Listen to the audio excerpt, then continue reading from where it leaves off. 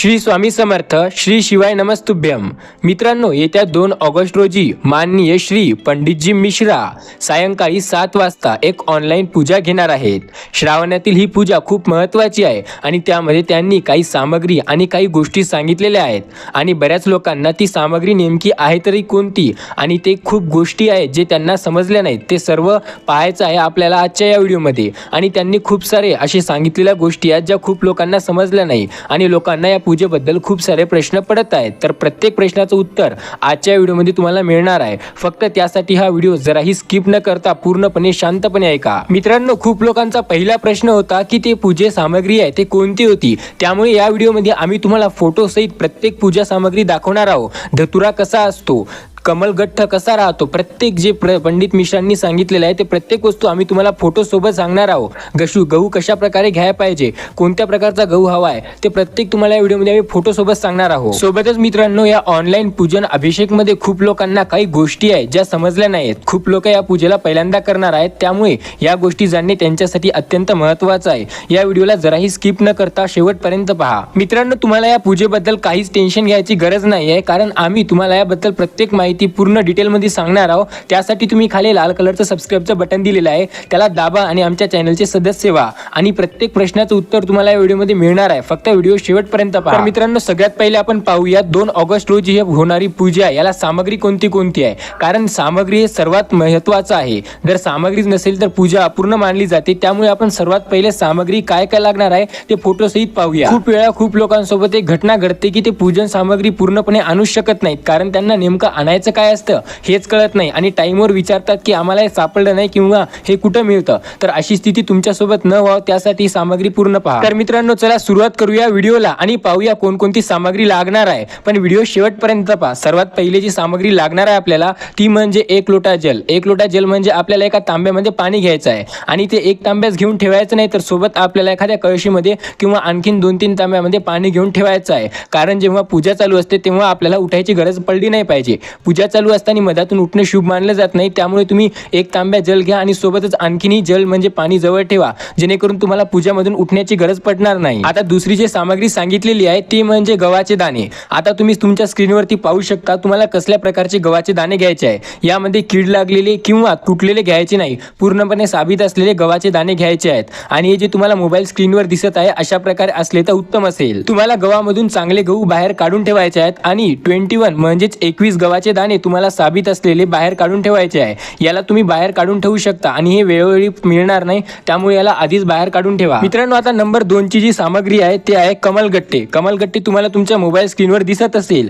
हे कमलगट्टे म्हणजे कमळाचं जे फूल राहतं ते सुकल्यानंतर त्याच्या बिया निघतात त्याला म्हणतात आणि हे कमलगट्टे तुम्ही असं घरामध्ये किंवा एखाद्या दुकानात जाऊन मिळवू शकता। हे फुलाच्या दुकानावर लवकरात लवकर मिळण्याची शक्यता असते किंवा एखाद्या कमळाचं फूल असेल तर त्यांना तुम्ही तोडून किंवा वाळवून घेऊ शकता आणि हे कमलगट्टे जर तुम्हाला पाहिजे असतील तर हे पूजेच्या दुकानावर सहजपणे मिळू शकतात, त्यामुळे तुम्ही घेऊ शकता। आता जाऊया आपल्या तिसऱ्या वस्तूकडे। तर मित्रांनो, आता आपली जी तिसरी सामग्री आहे ते आहे तांदूळाचे दाणे। 108 असे तांदूळाचे दाणे घ्यायचे आहेत।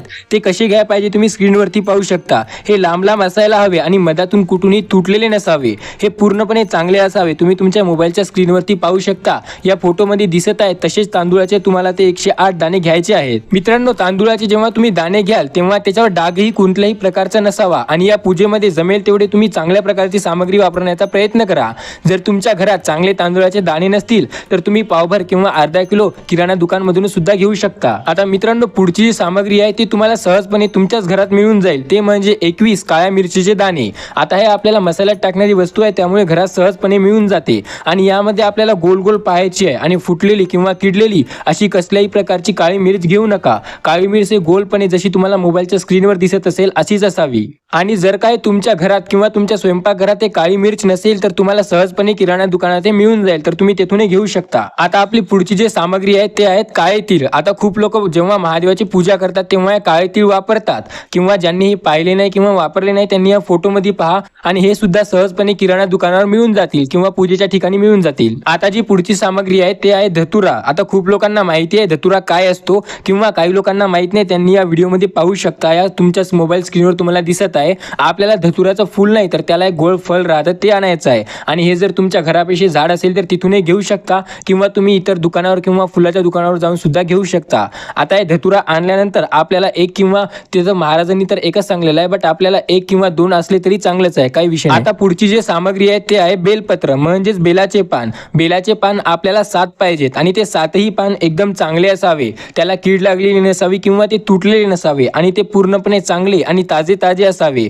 4-5 दिवसाआधीचे बेलपान वापरू नका. तुम्ही नवीन दुकानात किंवा एखाद्या झाडाचे तोडून वापरू शकता आणि ते पूर्ण 7 असावे. मित्रांनो, आता जी नंतरची सामग्री आहे ते आहे शमीपत्र. आता शमीपत्र खूप लोकांना माहिती नाही, ते कुठलेही झाड आणतात आणि शमीपत्र म्हणून महादेवावर ठेवतात, पण ते तसं नाही. तुम्ही तुमच्या मोबाईलच्या स्क्रीनमध्ये पाहू शकता, याला शमीपत्र म्हणतात आणि याला जे तुम्हाला दिसत आहे याचे पानं, त्यापैकी तुम्हाला 7 असे पत्ते तोडायचे आहेत. त्याचं एक एक छोटंसं पान म्हणजे नाही, त्याचा पानाचा पूर्ण गठ्ठा असतो, तसे 7 गठ्ठे तुम्हाला घ्यायचे आहेत. मित्रांनो, आता नंतरची जी सामग्री आहे ते आहे लाल कलरची फूल. आता खूप लोक विचारतात की लाल कलरचे कोणते फूल आणावे. त्यामध्ये खूप सारे लाल कलरचे फुलं असतात.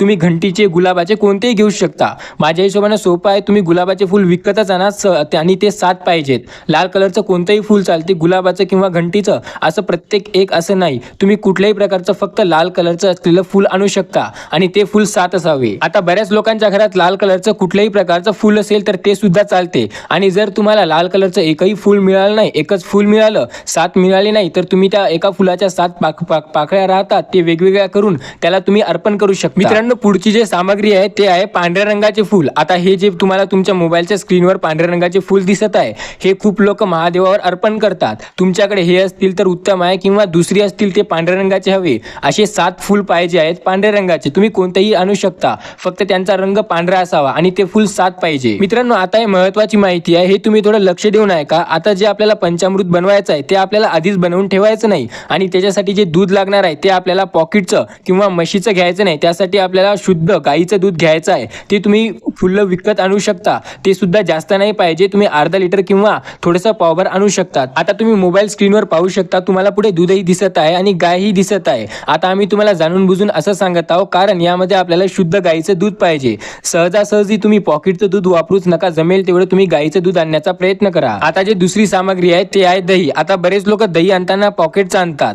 तुमच्याकडे जर शुद्ध गाईचं दही नसेल तर तुम्ही एखाद्या डेअरीवरती जा आणि शुद्ध गाईचं दही मागून आणा, किंवा घरी सुद्धा बनवू शकता. तुम्ही दुधात एक लिंबू टाकाल तर तुम्हाला दही मिळून जाईल. तुम्ही असं सुद्धा करू शकता, पण जमेल तेवढं तुम्ही पॉकेटचं दही आणि दूध हे दोन्ही वस्तू टाळा. शुद्ध गाईचं असेल तेवढं चांगलं मानलं जाईल. मित्रांनो, दही आणि दुधाप्रमाणेच तुम्हाला आता जे तूप घ्यायचं आहे, पुढच्या सामग्रीमध्ये तूप आहे, ते तूप तुम्हाला शुद्ध गाईचं घ्यायचं आहे. तुम्ही डेअरीवर गेल्यानंतर पॉकेटचं भेटते ते आणू नका. शुद्ध गाईचं मिळत असेल तर ते आणा, किंवा खुल्लंही दुसरीकडून तुम्ही घेऊ शकता. आता गावामध्ये देशी गाय म्हणजेच गावरानी गाईचं तूप हे खूप सहजपणे मिळतं, पण शहरामध्ये मिळणं थोडं अवघड असते, पण तुम्ही सापडून मिळवू शकता. आता जे पुढची सामग्री आहे ते आहे मध. आता मध सुद्धा आपल्याला शुद्धच लागतं, पण आता खूप जास्त मिळावटी शहद म्हणजेच मध येत आहे, तर तुम्ही ते मेडिकलवर किंवा एखाद्या पूजेच्या दुकानावरून ते शहद म्हणजेच मध तुम्ही घेऊ शकता. आता पुढची जी सामग्री आहे ते आहे साखर. आता खूप लोकांना वाटेल की हे साखर काही वेगळी असेल किंवा दुसरीकडून आणावं लागेल, पण ही वेगळी नाही. आपल्या घरात जे चहामध्ये वापरली जाते तीच साखर आहे, ती साखर तुम्हाला घ्यायची आहे. फक्त ही साखर म्हणजे हात न लावलेली असावी. आता हे 5 झाले पंचामृतचं सामान. आता जे आपल्याला पुढची वस्तू आणायची आहे ते आणायचे इत्तर. तर मित्रांनो, इत्तर म्हणलं की खूप लोक दुकानामधून शेंट आणणार असतील, पण हे नाही आहे. आपल्याला पूजेच्या दुकानात जायचं आणि तिथं इत्तर मागायचं आहे, पूजेसाठी वापरलं जाणार. तर ते तुम्हाला एक छोटीशी बॉटल देईल, जसे तुम्हाला तुमच्या स्क्रीनवरती दिसत असेल. ही बॉटल ज्याच्यातून वाजता येतो, पण हे इत्तर नसतं जे आपल्या कपड्यावर लावतं, हे वेगळी राहते पूजेसाठी. तर हेच आपल्याला आणायचं आहे. आता मित्रांनो, पुढची सामग्री आहे ते म्हणजे गंगाजल. आता खूप लोकांच्या घरात ऑलरेडी गंगाजल असेल तर ती तुम्ही एका छोट्याशा वाटीत बाजूला काढून ठेवू शकता. आता काही कारणावश खूप जणांच्या घरात गंगाजल नसेल तर त्यांनी पूजेच्या दुकानात जाऊन गंगाजल मागायचं आहे. त्यांना 10 ते 15 रुपयाची एक छोटीशी बॉटल मिळते गंगाजलची आणि त्याच्यामध्ये ओरिजिनल गंगाजल असते. तुम्ही ते सुद्धा वापरू शकता किंवा एखाद्या शेजाऱ्याच्या घरातूनही घेऊ शकता. आता जे पुढची सामग्री आहे त्यामध्ये तुम्हाला 3 गोल सुपाऱ्या घ्यायच्या आहेत. आता खूप लोकांना सुपारी माहीत असेल जे रोज खातात, पण आपल्याला गोल घ्यायचे. तुम्हाला तुमच्या मोबाईलच्या स्क्रीनवरती दिसत असेल, हे तुम्हाला सहजपणे किराणा दुकानात मिळून जाईल. आपल्याला अशा 3 लागणार आहेत, तर हे 3 आणून ठेवा. आता जे पुढची सामग्री आहे ते आहे रोली. हे कुंकासारखीच लाल कलरची असते आणि हे तुम्हाला पूजेच्या दुकानावर आरामात मिळून जाईल. तिथे गेल्यानंतर त्यांना रोली मागल्यानंतर तुम्हाला 5 ते 10 रुपयात हे रोली मिळून जाईल.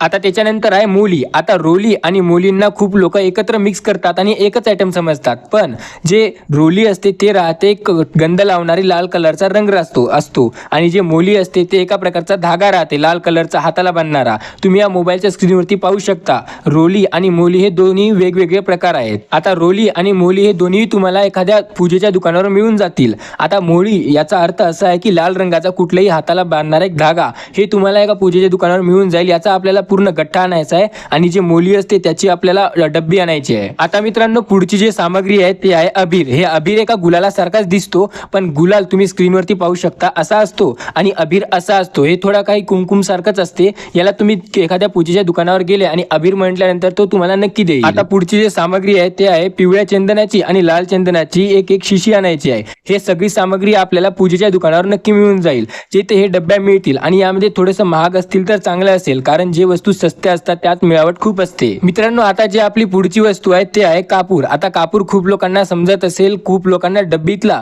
तर खूप लोकांना पॉकेटचा मिळत असेल किंवा खूप लोकांना खुल्ला सुद्धा मिळतो. तर कापूर आपल्याला पूजेसाठी पाहिजे आहे, त्यामुळे कापूर आपल्याला कुठल्याही प्रकारचा चालतो. त्यामध्ये कुठल्याही प्रकारचं बंधन नाही. तुम्ही डब्बीवाला आणू शकता, पॅकेटवाला आणू शकता किंवा जर खुल्ला मिळत असेल तर खुल्लाही आणू शकता. मित्रांनो आता जी पुढची सामग्री आहे ते आहे दिवा. तर आपल्याला जसे तुम्ही स्क्रीनवरती पाहू शकता जे आपण दिवाळीला आपल्या घरापुढे दिवे लावतो ते मातीचे आपण स्वतःही बनवू शकतो किंवा जर आपल्या घरी फ्रेश दिवे असतील तर ते सुद्धा घेऊ शकतो. तर हे आपल्याला दोन पाहिजे आहेत आणि तुम्ही जर जुने असतील तर त्यांना धुवून स्वच्छ करून वाळून सुद्धा वापरू शकता. नवीन आणण्याचं काही बंधन नाही, पण जर तुम्हाला नवीन मिळत असतील तर नवीन घेऊन या. मित्रांनो आता पुढची जी सामग्री आहे ते आहे जनेऊ. आता आपल्याला मराठी भाषेत त्याला जनेऊला काय म्हणतात हे तर नेमकं नाही माहीत, पण जर त्या दुकानदाराला जनेऊ म्हणजे नेमकं काय समजत नसेल तर तुम्ही हा व्हिडिओ किंवा हा फोटो जे तुम्ही पाहता हे त्याला दाखवा, तेव्हा तुम्हाला बरोबर हे सेम वस्तू जो देऊन देईल. फक्त हे पूजेच्या दुकानावर मिळेल हे लक्षात ठेवा. आता पुढची जी सामग्री आहे ते आहे लवंग. आता लवंग हे किराणा दुकानावर सुद्धा मिळून जाईल आणि आपल्याला 5 लवंग पाहिजे आहेत, तर तुम्ही 5 ते 10 रुपयाची लवंग घेऊन या, तुम्हाला 5 पेक्षा जास्त मिळून जातील. सोबत आपल्याला विलायची सुद्धा पाहिजे आहे आणि विलायची सुद्धा 5 लागतील, तर तुम्ही 10 रुपयाची लवंग आणि 10 रुपयाची विलायची आणाल तर हे तुम्हाला खूप होईल. मित्रांनो आता जे पुढची सामग्री आहे ते आहे पानाचा पत्ता म्हणजेच नागेलीचे पान. हे आपल्याला फिक्स तर नाही सांगितले, पण तुम्ही 5 ते 10 आणू शकत असाल तर नक्की घेऊन या, कारण आपल्याला पूजाच्या मधात कमी पडलेले बिलकुल नाही चालणार. भलेही ते नंतर जास्त हो त्याला काही अडचण नाही, पण पूजा करताना कमी नाही पडले पाहिजे. मित्रांनो आता जे पुढची सामग्री आहे ते म्हणजे 5 फळ. आता पंडितजींनी असं सांगितलेलं आहे की आपल्याला 5 फळ हवे. आता बऱ्याच लोकांचा हा प्रश्न होता की 5 फळ वेगवेगळ्या प्रकारचे का, तर तसं बिलकुल नाही. आता जे आपला मोसम चालू आहे म्हणजे जे आता वातावरण चालू आहे त्यानुसार मार्केटमध्ये जे कोणतेही फळ मिळतात, जसे केळे मिळतात तर आपल्याला 5 केळे आणायचे आहेत, किंवा सफरचंद सुद्धा मिळतात तर 5 सफरचंद सुद्धा आणू शकता, किंवा तुमच्या इकडे जे फळ तुम्हाला मिळत असेल ते 5 फळ आणायचे आहेत. वेगवेगळे नाही आणले तरी चालतील. जसे आता सध्या केळे चालू आहेत तर तुम्ही 5 केळे आणू शकता किंवा 5 सफरचंद आणू शकता. असे आपल्याला फक्त 5 फळ आणायचे. मित्रांनो जे आता आपली पुढची सामग्री आहे ते म्हणजे मिठाई. आता खूप लोकांचा प्रश्न असा होता की पंडितजींनी तर असं सांगितलं की आपल्याला मिठाई घरी बनवायला पाहिजे, पण आता घरी तर मिठाई बनवणं खूपच अवघड आहे. पण त्याचा विषय तसा काही नाही. घरी तुम्ही तांदूळाची एखादी खीर बनवू शकता किंवा साबुदाण्याची खीर बनवू शकता. मिठाई याचाच अर्थ असा कुठलाही गोड पदार्थ जे तुम्ही घरी बनवू शकता शुद्ध प्रकारे असा आहे. पण आता खूप लोकांचा प्रश्न असा होता की आम्ही आता तात्काळ म्हणजे खूप लवकर आता नंतर विचार केलाय की आम्हाला पूजा करायची, तर आम्हाला वेळ खूप कमी आहे, तर आम्ही मिठाईचं काय करावं. तर तुम्ही कुठल्या अशा दुकानामध्ये जाऊ शकता जिथे शुद्धतेचा पूर्णपणे ध्यान ठेवला जातो, तिथून मिठाई आणू शकता. किंवा जर तुमच्याकडनं तेही होत नसेल तर तुम्ही साखर किंवा आणखीन काही गोड पदार्थ घेऊ शकता. आणि दुसरी गोष्ट म्हणजे खूप लोकांचा प्रश्न होता की आम्ही माव्याची, खव्याची की कशाची मिठाई आणू. तर मित्रांनो मिठाईमध्ये कुठल्याही प्रकारचं बंधन नाही. तुम्ही कुठल्याही प्रकारची गोड असणारा पदार्थ म्हणजेच मिठाई घेऊन येऊ शकता. मित्रांनो पुढची सामग्री आहे ते म्हणजे अगरबत्ती. आता बऱ्याच लोकांचा प्रश्न होता की आम्ही अगरबत्ती आणू की धूपबत्ती आणू. आता ते फक्त सुगंध पसरवण्यासाठी आहे, त्यामुळे तुम्ही चांगल्या क्वालिटीची अगरबत्ती किंवा धूपबत्ती हे काही घेऊन येऊ शकता. त्यात कुठल्याही प्रकारचं बंधन नाही आणि तुम्ही फक्त जमेल तेवढ्या चांगल्या प्रकारची आणि चांगल्या सुगंधाची घेऊन या. मित्रांनो पुढची महत्त्वाची सामग्री आहे. या पूजेमध्ये सर्वात महत्त्वाची सामग्री हीच आहे. ती सामग्री म्हणजे पार्थी शिवलिंग. बऱ्याच लोकांचा प्रश्न होता की हे शिवलिंग जे आहे ते आपल्याला बनवायचं की पंडितजी सांगणार आहे.